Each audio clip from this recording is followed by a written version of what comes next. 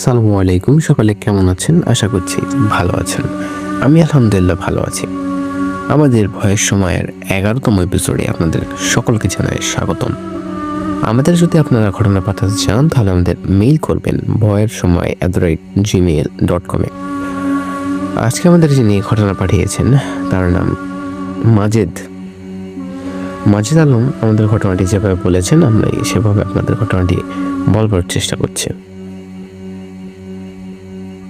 আসসালামু আলাইকুম ভাই, আশা করছি ভালো আছেন। আমি আলহামদুলিল্লাহ ভালো আছি।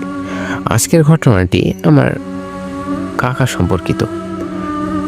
কিছু ব্যক্তিগত কারণে আমার পারিবারিক বাসস্থান এবং কাকার নাম গোপন করে গেলাম।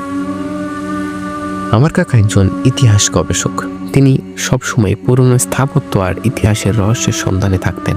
তার জীবনে সবচেয়ে ভয়ঙ্কর অভিজ্ঞতাটি ঘটেছিল টাঙ্গাইলের কাছে এক প্রত্যন্ত অঞ্চলে একটি সুবিশাল পরিত্যক্ত জিন্দিগি জমিদার বাড়িতে। বাড়িটি শুধু পুরনো ছিল না, ছিল কিংবদন্তি আর অভিশাপে মোড়া। সালটা ছিল 1990-এর দশক। কাকা ওই জমিদার বাড়িতে স্থাপত্য এবং সেখানকার সামাজিক ইতিহাস নিয়ে গবেষণা করতে গিয়েছিলেন।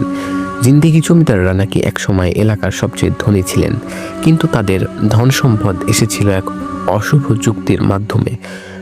জমিদার যারা বিশ্বাস করতেন তাদের সম্পদের রক্ষক ছিল এক অদৃশ্য শক্তি, যাকে স্থানীয়রা ডাকত ধনের ভূত বা যক্ষ নামে।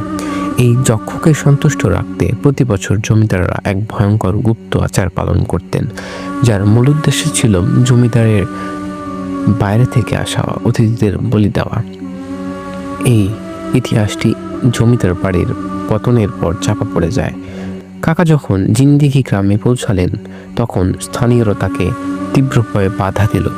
স্যার, ওই বাড়িতে যাবেন না, এক বৃদ্ধ কাকা হাত ধরে বলেছিলেন।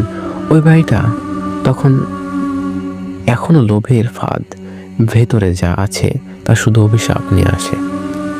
যার চোখ একবার তার ভেতরে পড়ে তার মনকে সেই লোভ গ্রাস করে নেয়। কিন্তু কাকা ছিলেন জেদি, রহস্য উন্মোচন করায় তার নেশা। তিনি দুজন স্থানীয় সাহায্যকারী নিয়ে জমিদার বাড়ির দিকে রওনা দিলেন। বাড়িটা ছিল এক বিশাল প্রাসাদ, লতাপাতা আর মহিরু জড়িয়ে ধরেছে এক ইট সুরকি।